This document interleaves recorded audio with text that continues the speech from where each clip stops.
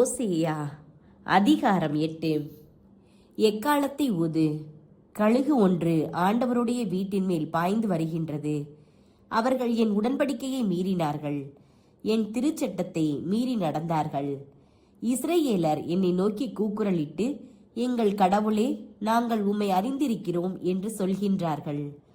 இஸ்ரவேலரோ நலமானதை வெறுத்து விட்டார்கள். பகைவன் அவர்களை துரத்துவான்.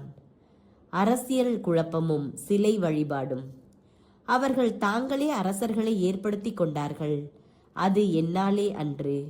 அவர்களே தலைவர்களை நியமித்து கொண்டார்கள். அதை பற்றியும் நான் ஒன்றும் அறியேன்.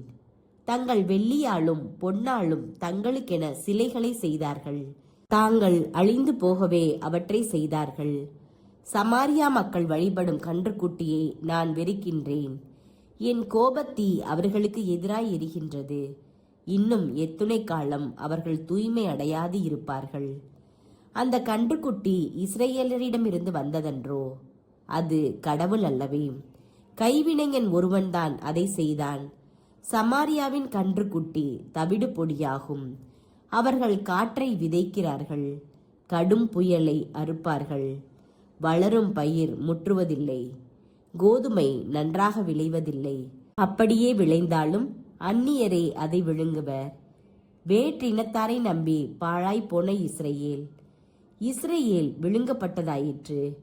இப்பொழுது அவர்கள் வேற்றினத்தார் நடுவில் உதவாத பாத்திரம் போல் இருக்கின்றார்கள். அவர்கள் தனிமையில் திரிகிற காட்டு கழுதை போல் அசீரியாவை தேடி போனார்கள்.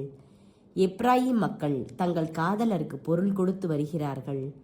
கைகூலி கொடுத்து வேற்றினத்தாரை அவர்கள் துணைக்கு அமர்த்தி கொண்டாலும் இப்பொழுதே நான் அவர்களையும் சேர்த்து சிதறடிப்பேன்.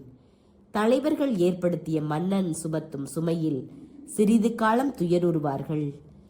எப்ராயிம் பாவம் செய்வதற்கென்றே பலிப்பீடங்கள் பல செய்து கொண்டான். அப்பீடங்களே அவன் பாவம் செய்வதற்கு காரணமாயின. ஆயிரக்கணக்கில் நான் திருச்சட்டங்களை எழுதி கொடுத்தாலும் அவை நமக்கில்லை என்றே அவர்கள் கருதுவார்கள். பழியை அவர்கள் விரும்புகின்றார்கள். பழி கொடுத்து அந்த இறைச்சியையும் உண்ணுகிறார்கள்.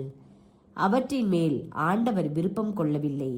அதற்கு மாறாக அவர்கள் தீச்செயல்களை நினைவில் கொள்கின்றார். அவர்கள் செய்த பாவங்களுக்கு தண்டனை வழங்குவார். அவர்களோ எகிப்து நாட்டிற்கு திரும்புவார்கள். இஸ்ரவேல் தன்னை படைத்தவரை மறந்துவிட்டு அரண்மனைகளை கட்டினான். யூதாவோ அரண் சூழ் நகர்கள் பலவற்றை எழுப்பினான். நானோ அவனுடைய நகர் மேல் நெருப்பை அனுப்புவேன். அவனுடைய அரண்களை அது பொசுக்கிவிடும்.